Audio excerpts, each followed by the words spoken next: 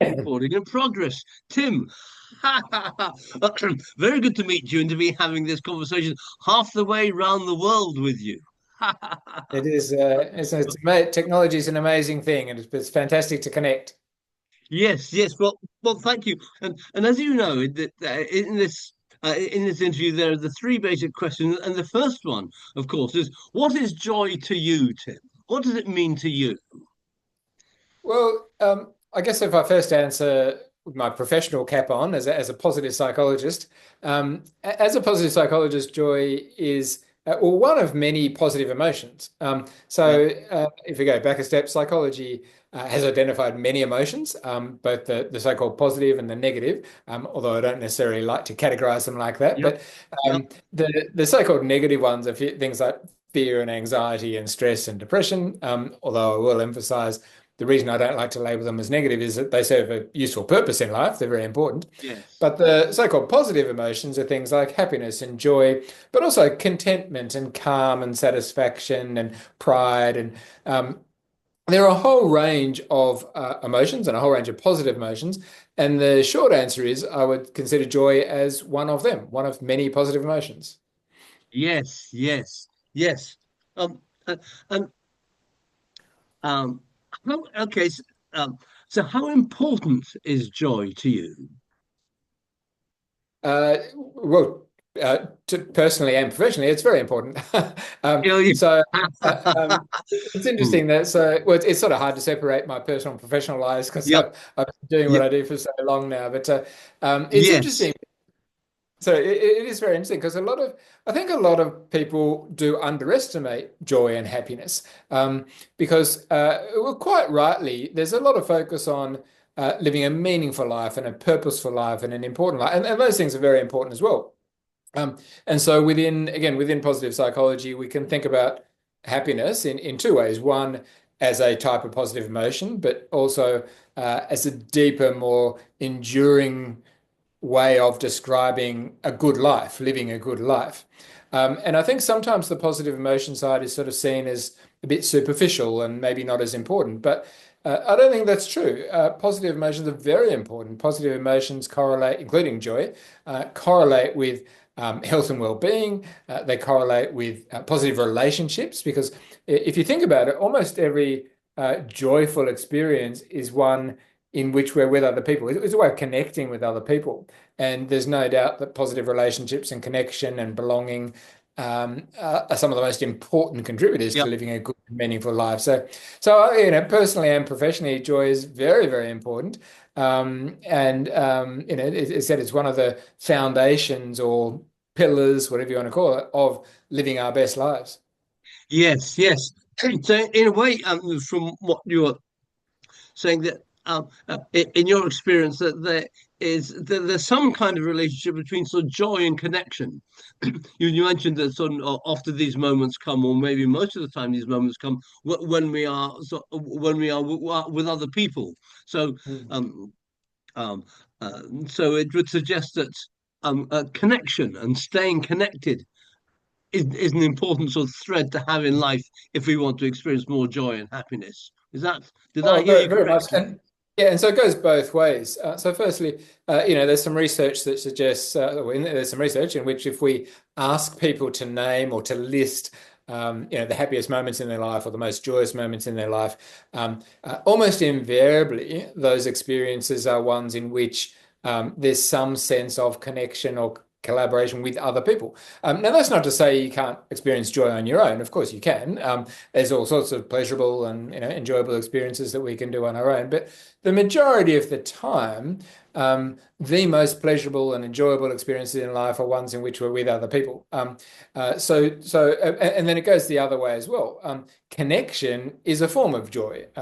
Connection and Oh, again nice. positive interaction. So Yep. they're mutually reinforcing. Yes. Yes. Um, so having established that joy is a good number one, that joy is a good thing. Absolutely.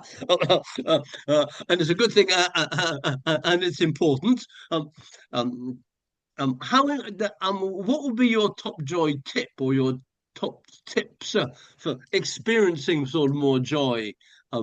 in daily life? And how do you as well? How do you? What are the things that you like to do as well? Yeah, well, to start with the top tip, I think my top tip would be to prioritize joy. And that might sort of Yes. sound obvious because well, it sort of sounds almost too obvious to say prioritize joy. But as I hinted at a bit earlier, I do think well, particularly I think in sort of quote unquote Western society, where we well, I do, and I think a lot of us have a tendency to take ourselves too seriously sometimes, and Yep. to take life Yep. too seriously. And then look, I mean, that's not, I mean, life is serious. We all have obligations and responsibilities. So I'm not in any way saying we should just sort of abdicate all of our responsibilities. Yep. But I do think as a result, we do sometimes underestimate and undervalue joy. And so that's why I go back to that point. My tip would be to prioritize it, to make it a priority in life. The same way we would prioritize, I guess, something like exercise or healthy Yep. eating or sleep. We prioritize, or even brushing our teeth. We make these things a priority because we know they're good for our health and well-being. Well, I would say Yes. joy, just as, if not more important, particularly for our psychological health and well-being. And the thing is, if we don't prioritize it, other things will just take over. If we don't make a point to Yep. bring happiness and joy into our lives, then other stuff will just fill up our calendars and fill up our diaries. So Yes.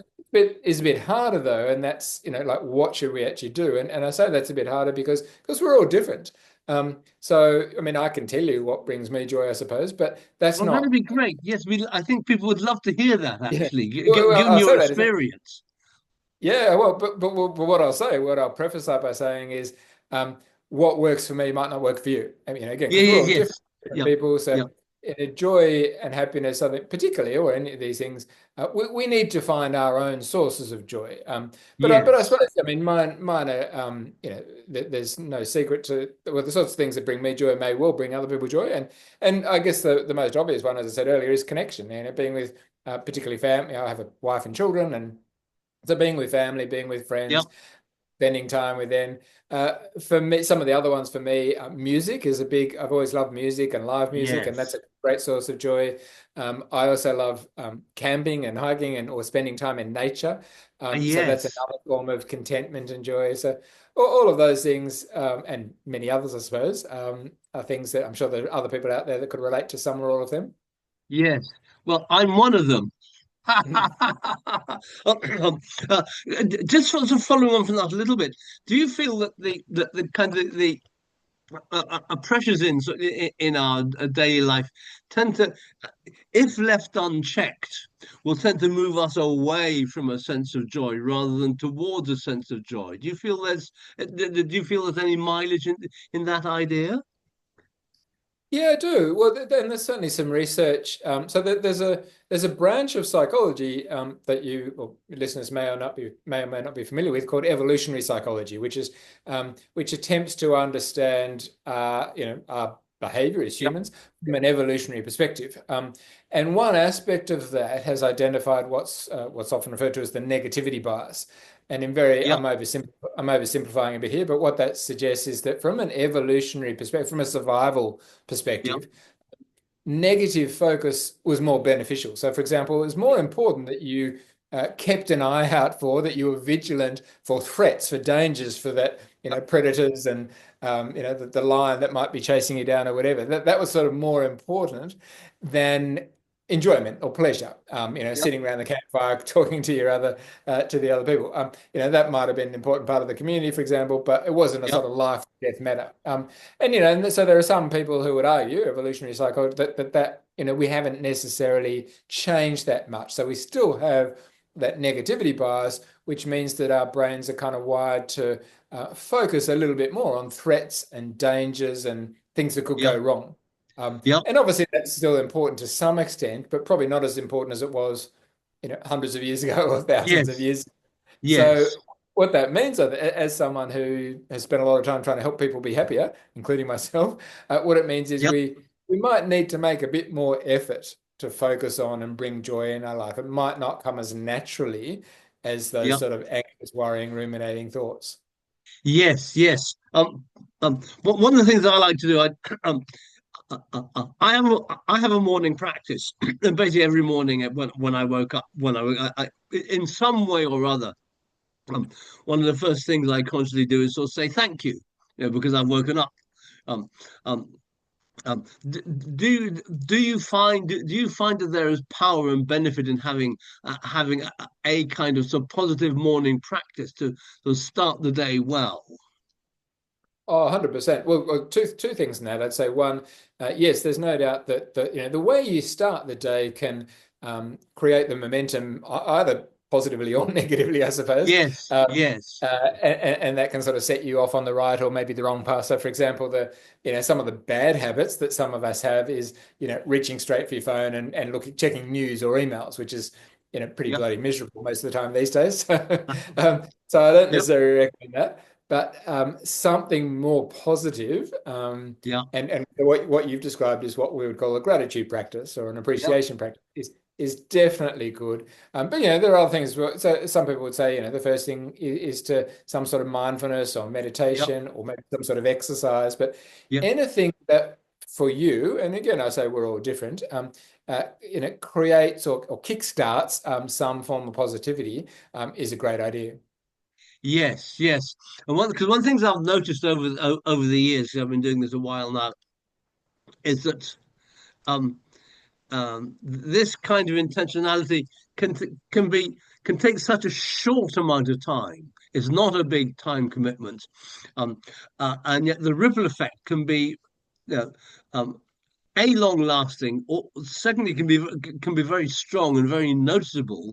Um, and also after having done it for a while, well, I don't not do it now, but when I was in that kind of that sort of growing phase, I noticed a difference in days when I did do it and when I didn't do it. Um, um, Yeah. uh, I just sort of that's slightly following up on what you were saying about the momentum. It gives a momentum to the day. Um, Yeah, uh, well, what we also know from the research is that positive habits tend to correlate with other positive habits. So, for example, we know that some people that exercise regularly, for example, are more likely to eat more healthily, yeah, um, and then they're more likely to feel better. And so this is the same thing here. If you start your day with a gratitude practice and you're feeling good, you're more likely to do other feel good things or other things that will reinforce your positive mood. So yeah, and yes, you're quite right. I think it's a really, really important point. It often doesn't take a lot. We sometimes underestimate the value of little things. There's tiny habits or micro habits, some people call them, that can create that it's like a domino effect. Um, and yes. and as you said with your practice, it actually becomes easier and easier over time. The more you get used to it and the more you strengthen that habit, becomes easier and more powerful, which is what we want to aim towards, I suppose. Yes, yes. Tim, absolutely amazing. It's a one fantastic to have this conversation with you. Um, um, Thank you very much indeed. Um, I can't end this conversation without saying how much I enjoy your newsletters.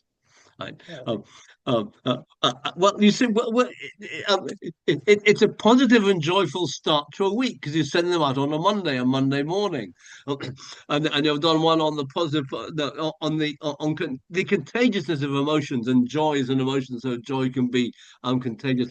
Oh, I've just raised my hand. I didn't mean to do that. That's because sort of. I that's don't it. know. Oh yes, it's gone now. And accepting compliments, uh, and and creating some more self belief. Um, Mm. um, and it seemed to me when I was sort of reading these that there is a place for joy in all of these because um, contagious emotions. If you give joy, if you give out a positive emotion, almost certain it's going to come back, and it might come back with interest, and it might come back unexpectedly. Um, Mm. for example, so that's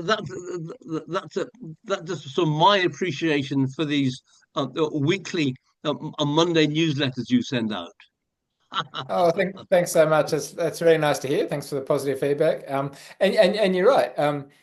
when we so feeling joy, experiencing joy, for example, and other positive emotions is not just good for us, but it benefits the people around us because it spreads throughout our social and occupational network. So if I'm, it's good for me to experience joy, I suppose, but it's also going to be good for my wife and maybe my children or my friends who I see. So Yes. it's a great way to think about it, that we're not just being selfish, we're No. actually benefiting all those people around us. Fantastic. Fantastic. Tim, thank you very, very much for this conversation. It's been amazing. Thank you. Oh, thanks for reaching out from all the way over the other side of the world, and Yeah. great. Keep up the great work with spreading joy. Thank you, Tim. Mm.